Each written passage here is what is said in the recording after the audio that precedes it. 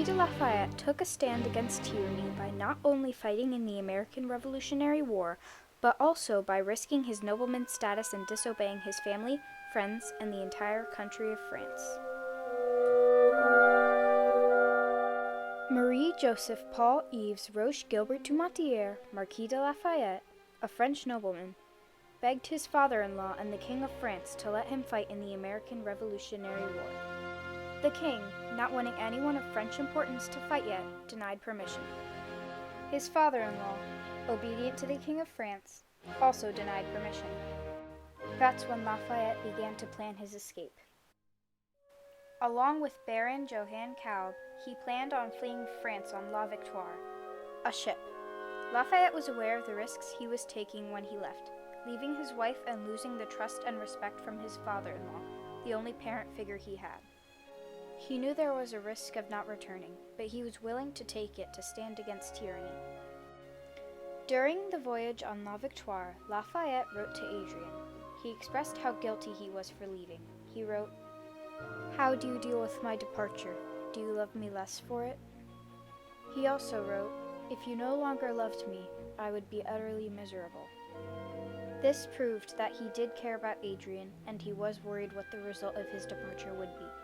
He also shared his excitement. "It is in that city I will disembark. What a great pleasure it will be." The city he was talking about is Charleston. He was excited to take a stand and fight. Adrian, a young teenager, held her head high when her husband left. While her father cursed out Lafayette, she hid her tears and supported him.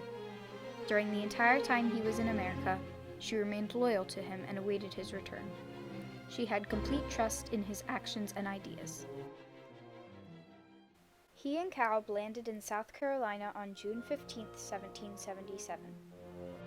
Kalb was a former butler who became a soldier through sheer merit.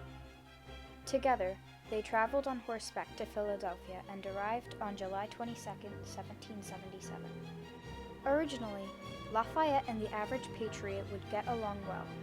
Americans liked that Lafayette was in the war for his pure enthusiasm, unlike other Frenchmen who were there for better lives.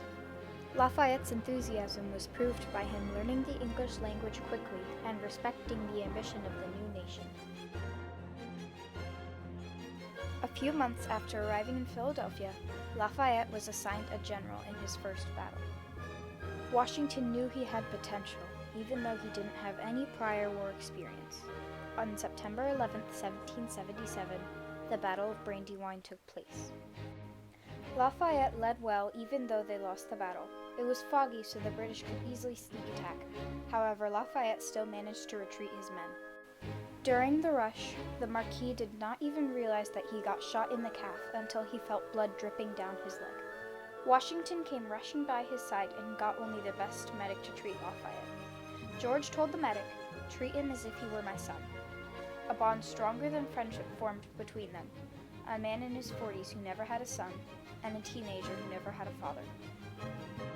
Many historians see George Washington as a second father to Lafayette, especially because the only previous father figure he had was his father-in-law, who never took a specific liking to him. Lafayette's father died while he was a child, and his mother abandoned him out of grief. The American army was definitely the underdog. By looking at an engraving made during winter at Valley Forge, several inferences can be made. The weather was most likely unenjoyable. The snow and scarves show it was cold, while the billowing clothes show the strong wind. The open-toed shoes in the cold showed that the army probably didn't have a lot of money, and the numerous soldiers huddled around a saucepan shows they're most likely hungry. Lafayette faced many risks, not just of death at war, but of his family back home. Lafayette didn't know if his baby was a boy or a girl, or if it was alive or dead. He would try to write letters to Adrian, his wife, but he had to limit his writings because he was afraid the king might intercept them. One of the letters he did send to Adrian contained these paragraphs. "Everyone has been encouraging me to leave. Honor has told me to stay." This excerpt proves that Lafayette had to disobey his friends and family. "At the present time, my presence is more necessary to the American cause than you would imagine." This sentence proves that Lafayette knew he was making history and that he was an important part of it. The next two quotes show that the Marquis misses his friends and family and that he risked losing them. I beg you, dear heart, when you write to me, do give me news from all those I love and the whole society. He also said, several generals are having their wives come to camp.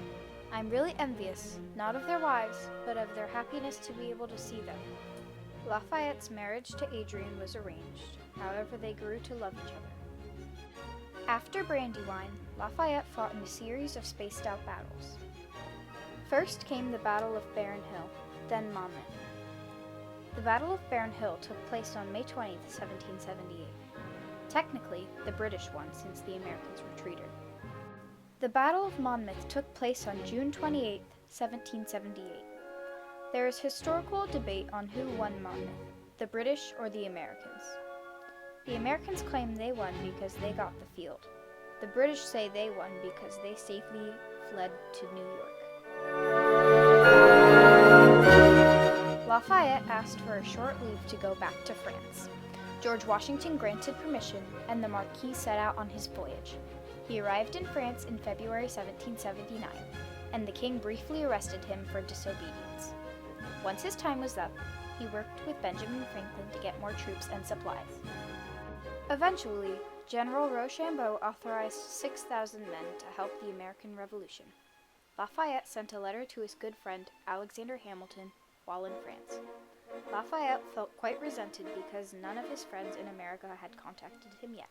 He said, I cannot help being somewhat angry against you. He also wrote, not a word from any fellow soldier of mine in all the army. This proves that no one contacted him during his 3-year leave. At the end of the letter, he said, is it not too much? Meaning, is it really that hard to write to me?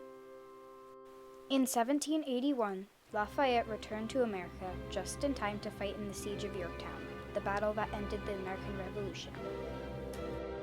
Lafayette's stand against tyranny helped America in multiple ways. Not only did it temporarily create a bond between France and America, but it also helped shape America. Every modern-day American's life would be different if Lafayette never took the stand that he did. After the war, Lafayette returned to France. Lafayette gained many ranks and titles for the next decade. He got appointed as a member of the Assembly of Notables and made suggestions on the financial crisis in 1787. He was named commander of the Paris National Guard and given the title Hero of Two Worlds. During the French Revolution in 1792, Lafayette and the monarchy got attacked. With the French enemies in power, Lafayette and Adrian got arrested. A few years later, they both got released and reunited with their children. Adrian died on December 24, 1807, when she was 48 years old. Lafayette managed to move on after her death and continued to gain ranks and titles until his death on May 20, 1834. He died at the age of 76. King Louis Philippe had to order a military funeral so the public wouldn't overcrowd the cemetery. There were many protests on that order, but Lafayette still had a peaceful funeral buried next to his wife.